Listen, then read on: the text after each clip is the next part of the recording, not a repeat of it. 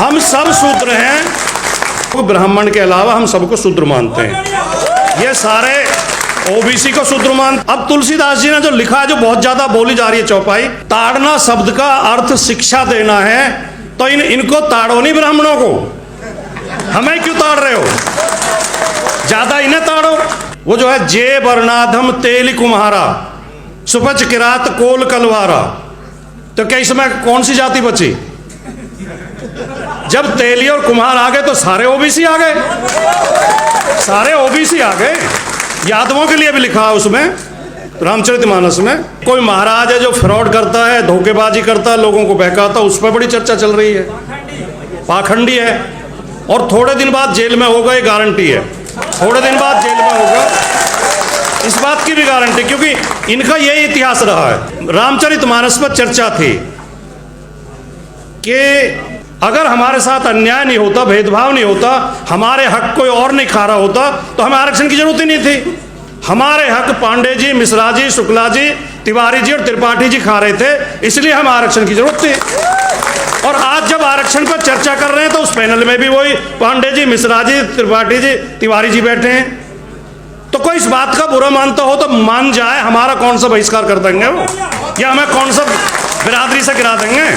लेकिन वो हमारे लोगों की समझ में तो आएगी बात नहीं। ये तो शीशे की तरह साफ है, ये तो सबको पता है कि हम सब शूद्र हैं, हम सब शूद्र हैं। और मैं कहना नहीं चाहता तो मैंने जानबूझ के वो बात नहीं की, लेकिन आपने सवाल उठा दिया। तो कल अखिलेश यादव जी लखनऊ में बोल रहे थे। अखिलेश यादव जी एक किसी उसमें गए थे शामिल होने, धार्मिक कार्यक्रम में। वहाँ बीजेपी के लोगों ने उन्हें झंडे दिखाए, नारे लगाए, अपमान किया। तो उन्होंने स्पष्ट आके कहा मीडिया के सामने, जब मीडिया खड़ी थी, कि बीजेपी के लोग ब्राह्मण के अलावा हम सबको शूद्र मानते हैं। ये सारे ओबीसी को शूद्र मानते हैं, सारे दलितों को, सारे आदिवासी, मतलब हम शूद्र हैं। और जब इनका निशाना होता है शूद्र, ये कहते हैं। अब तुलसीदास जी ने जो लिखा है, जो बहुत ज्यादा बोली जा रही है चौपाई, जो स्वामी प्रसाद मौर्य ने भी बोली है, वो चंद्रशेखर जी नीचे में बोली है, कि वो जो है जे वर्णाधम तेल कुम्हारा सुपच किरात कोल कलवारा, तो क्या इसमें कौन सी जाति बची? जब तेली और कुम्हार आ गए तो सारे ओबीसी आ गए, सारे ओबीसी आ गए। यादवों के लिए भी लिखा है उसमें, रामचरितमानस में। निषाद, जब निषाद को जिसको कहते हैं कि जब रामचंद्र जी ने तो उन्हें इतना सम्मान दिया, उन्हें कौली भर के मिले, खुद निषाद के मुंह से ही उन्होंने कहलवाया है कि हम तो नीच जाते हैं जी, हमने तो आपके वस्त्र चोरी करने नहीं कर लिए, यही बहुत एहसान है हमारा, हमें आप सम्मान दे रहे हो। सबरी का कहा जाता है, जब सबरी के पास जाते हैं तो सबरी से कहलवाया है कि कहीं भी दिया स्तुति करो तुम्हारी, नीच जात में जड़मत भारी। मैं तो महामूर्ख हूं, क्योंकि नीच जाति में पैदा हुई है। और आखिर में थोड़ा मैं समय लेना नहीं चाह रहा था, लेकिन चलो आपने सवाल पूछ लिया। वो जो उसने कहा नहीं कि, अच्छा एक बात और, जो ये हमें प्रसंग का वो पढ़ाते हैं पाठ, कि जी प्रसंगवश कहा है, पात्र देखो पात्र किसने कहा है। अब पात्र तो कहा ढोल गवार शूद्र पशुहारी, समुद्र ने कहा है। जे वर्णाधम, क्या वो जो कौआ कह रहा है, काक भुसंडी, तो कौआर समंदर का ही बोलते हैं भैया। कौआर समंदर तो बोल नहीं सकते। ये तुलसी कह रहा है, तुलसी प्रसाद दुबे कह रहा है। सवाल ये है। तो बस मैं यही बात, नमस्कार जी। मैं महसूस करता हूँ, मैं बहुत बारीकी से इस बात का अध्ययन करता हूँ। मैं देखता हूँ कि जिस तरह यहाँ ओबीसी महासभा का कार्यक्रम हो रहा है, ओबीसी समाज के बारे में, शूद्र समाज के बारे में, बहुजन समाज के बारे में, दलित और आदिवासी समाज के बारे में बातें की जा रही हैं, तो यहाँ खूब खुल के बोलेंगे और ताली भी खूब बजाएंगे, समर्थन भी करेंगे। लेकिन जब बाहर समाज में बैठे हैं और दो व्यक्ति उस शोषक समाज के बैठे हों, तो मौन साध लेंगे। अन्यायपूर्ण बातों पर भी, अनर्गल बातों पर भी, गलत बातों पर भी मौन साध लेंगे, बोलेंगे नहीं। ये हमारी सबसे बड़ी कमजोरी है। मैं ये कहना चाहता हूं कि हमें हर जगह बोलना चाहिए। हम कोई अन्याय की बात तो कर नहीं रहे, कोई बेईमानी की बात तो कर नहीं रहे, हम कोई झूठी बात तो कह नहीं रहे, हम कोई फर्जी धर्मशास्त्र के नाम पे तो अपनी बात थोप नहीं रहे। ये जो सनातन और धर्म और राष्ट्र के नाम पर फर्जी बातें थोपी जाती हैं, उनके विरोध करने के बजाय हम मौन धार लेते हैं, क्योंकि हमें ऐसा लगता है कि इनका विरोध करने से हम राष्ट्रद्रोही ठहरा दिए जाएंगे, हम धर्मद्रोही ठहरा दिए जाएंगे, हम धर्मशास्त्रों के विरोधी ठहरा दिए जाएंगे। अब आजकल 2-3 विमर्श चल रहे हैं मीडिया में, आपने देखा होगा, राजनीति में और पूरे देश में, कि एक तो जातीय जनगणना हो और एक रामचरितमानस का भी चल रहा है, और एक कोई महाराज है जो फ्रॉड करता है, धोखेबाजी करता है, लोगों को बहकाता है, उस पर बड़ी चर्चा चल रही है, पाखंडी है, और थोड़े दिन बाद जेल में होगा, ये गारंटी है, थोड़े दिन बाद जेल में होगा, इस बात की भी गारंटी, क्योंकि इनका यही इतिहास रहा है।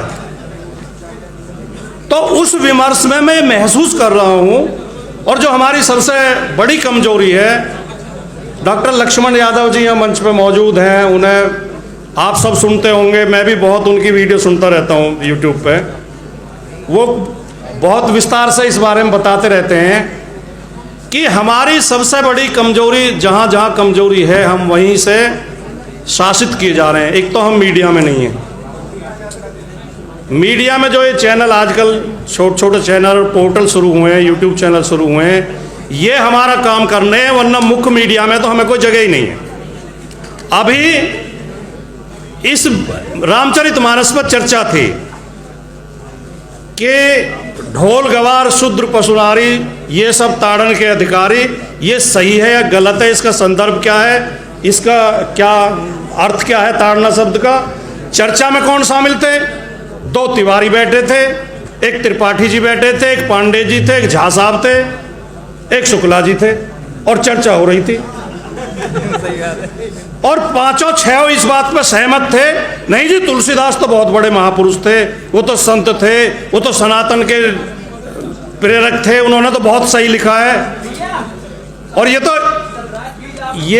लोग ही अर्थ नहीं समझ रहे जी, इनकी समझ में नहीं आ रहा अर्थ। तो मीडिया में हमारे लोग नहीं हैं, और हैं भी तो वहां जाके मौन हो जाते हैं, बोलते नहीं हैं। दूसरे, न्यायालय में, जुडिशरी में हम सबसे ज्यादा कमजोर हैं। जुडिशरी में तब तक हम नहीं आ पाएंगे जब तक इसमें जो हायर जुडिशरी है उसमें इसका कॉलेजियम का सिस्टम चेंज नहीं होगा, और उसमें IAS IPS की तरह आरक्षण नहीं दिया जाएगा, तब तक उसमें हम नहीं आ पाएंगे। तो एक तो हमें इन चीज़ों पे बोलना पड़ेगा, कहना पड़ेगा। मेरी एक बहुत ज़्यादा वो क्लिप चली थी एक, उस दिन जो है मोदी जी ने कहा था कि पसमानदा समाज को भी, अली अनवर साहब, कि कुछ वो आरक्षण या उन्हें मिलना चाहिए, आगे आना चाहिए, जो हमारे मुस्लिम समाज में दलित हैं। तो उस पर चर्चा करा थे कि क्या मुस्लिम समाज के दलितों को आरक्षण मिलना चाहिए। उसमें भी यही हाल था पैनल में। मैं एक अकेला OBC था, कोई दलित नहीं था उसमें, और 5 पंडित जी बैठे थे। तो मैंने बहुत मजबूती से सवाल उठाया, मैंने कहा हमें आरक्षण की जरूरत क्यों पड़ी? अगर हमारे साथ अन्याय नहीं होता, भेदभाव नहीं होता, हमारे हक कोई और नहीं खा रहा होता, तो हमें आरक्षण की जरूरत ही नहीं थी।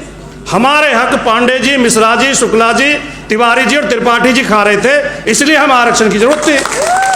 और आज जब आरक्षण पर चर्चा कर रहे हैं तो उस पैनल में भी वही पांडे जी, मिश्रा जी, त्रिपाठी जी, तिवारी जी बैठे हैं। तो कोई इस बात का बुरा मानता हो तो मान जाए, हमारा कौन सा बहिष्कार कर देंगे वो, या हमें कौन सा बिरादरी से गिरा देंगे, लेकिन वो हमारे लोगों की समझ में तो आएगी बात। तो मैं केवल ये निवेदन करके, क्योंकि बोला तो बहुत कुछ जा सकता है, बहुत कुछ कहा जा सकता है, बहुत बात कहने के लिए है भी, लेकिन मंच की गरिमा का ख्याल रखते हुए, समय सीमा का ख्याल रखते हुए, वरिष्ठ लोगों को बोलना है, बहुत लोगों को बोलना है, सबकी बात हमें सुननी है। केवल मैं एक ही बात कह के अपनी बात समाप्त करूंगा कि हमें मुखर होकर बोलना है, हमें हर जगह बोलना है, हमें केवल हॉल के अंदर नहीं बोलना है, हमें सड़क पर भी बोलना है, शादी विवाह में भी बोलना है, मौत में जाते हैं वहां भी बोलना है, जहां मौका मिले वहां बोलना है, जहां 4 आदमी बैठे वहां बोलना है कि अगर ताड़ना शब्द का अर्थ शिक्षा देना है तो इनको ताड़ो नहीं, ब्राह्मणों को। हमें क्यों ताड़ रहे हो? ज्यादा इन्हें ताड़ो।